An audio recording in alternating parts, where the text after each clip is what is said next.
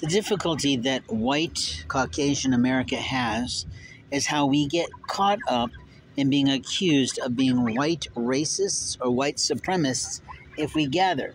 So if we gather at a synagogue or a church and we are hearing the rhetoric of a priest or a pastor who's pushing his political agendas on people, we have a problem.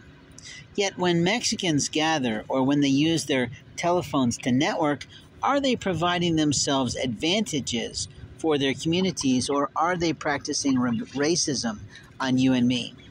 This morning I went to upload a few things on a free Wi-Fi network, but practically I have shopped when I was not an agency most of my adult life. And openly, the value of free Wi-Fi is exactly that any guest, visitor, or customer, consumer of any business has the right to utilize that network. It worked for a few minutes as God guided me to do it, and then I stepped away to do more work, and when I came back later, what I saw was a big, fat, oversized jerk contacting his Mexican friend who was working inside of that space, because I hadn't opened up, thankfully with some God's grace, and then all of a sudden that network was off. Now, is that employees misbehaving on the job? The answer is yes, because whoever told them, whoever called them, whoever pinged them, whoever texted them is illegally stalking, interfering with a man's rights to become his best self.